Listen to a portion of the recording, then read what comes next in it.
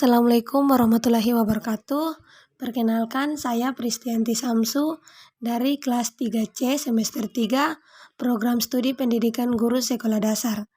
Pada video kali ini, saya akan membahas materi tentang yang pertama, model pembelajaran inovatif, yang kedua, teori belajar, yang ketiga, pendekatan dalam pembelajaran, yang keempat, metode dalam pengajaran, dan yang kelima, strategi pengelolaan kelas.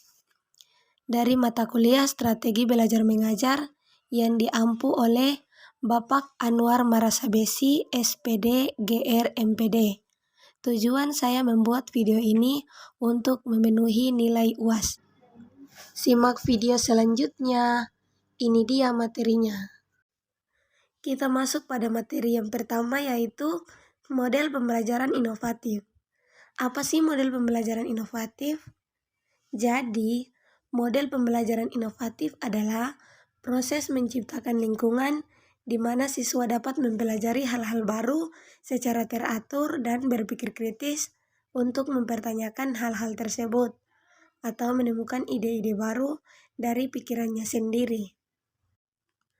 Model pembelajaran inovatif yang pertama, Inquiry Based Learning. Inquiry Based Learning merupakan model pembelajaran berbasis pertanyaan. Dalam model pembelajaran ini, guru tidak hanya berperan sebagai pengajar, tetapi juga sebagai fasilitator. Jika pengajar umumnya diajarkan dengan gaya pelajaran biasa, dalam Inquiry Based Learning, guru mengajukan pertanyaan, skenario, dan masalah kepada siswa. Yang kedua, pembelajaran kontekstual. Pembelajaran ini merupakan konsep belajar yang membantu guru mengkaitkan antara materi yang diajarkan dengan situasi dunia nyata dan mendorong siswa membuat hubungan antara pengetahuan yang dimiliki dengan penerapannya dalam kehidupan mereka sebagai anggota keluarga dan masyarakat. Kita masuk pada materi yang kedua, teori belajar. Ada dua teori. Yang pertama, teori belajar behavioristik. Teori ini menjelaskan bahwa belajar adalah perubahan tingkah laku sebagai akibat dari adanya interaksi antara stimulus dan respon. Dari beberapa teori belajar behavioristik yang dikembangkan dapat disimpulkan bahwa untuk memunculkan respon yang diharapkan dibutuhkan penguatan. Yang kedua, teori belajar kognitivisme.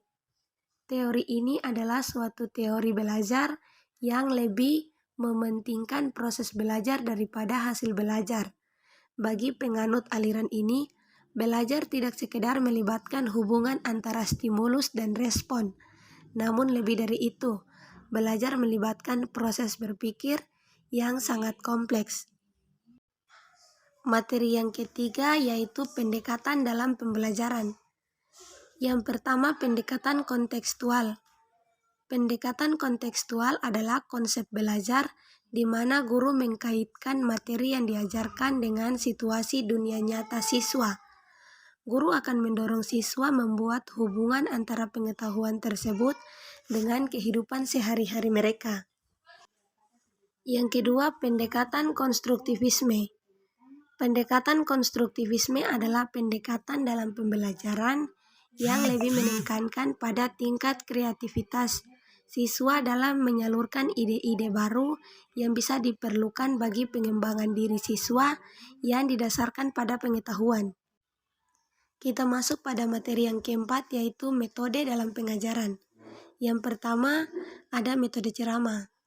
Metode ceramah adalah metode yang disampaikan dengan cara tenaga pendidik atau guru menjelaskan panjang lebar di depan para siswa atau audiens. Tentu saja apa yang dibicarakan sesuai dengan topik materi yang angkat atau materi yang akan guru jelaskan. Yang kedua yaitu metode diskusi. Metode diskusi adalah metode pembelajaran yang menghadapkan peserta didik pada suatu permasalahan. Tujuan utama metode ini adalah untuk memecahkan permasalahan, menjawab pertanyaan, dan memahami pengetahuan peserta didik, serta untuk membantu suatu keputusan. Materi yang terakhir yaitu strategi pengelolaan kelas.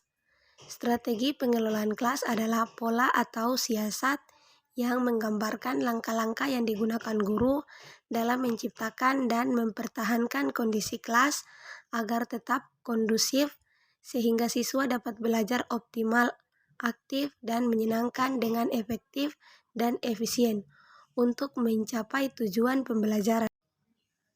Ya, mungkin itu saja materi yang dapat saya sampaikan. Lebih dan kurangnya saya mohon maaf. Wassalamualaikum warahmatullahi wabarakatuh.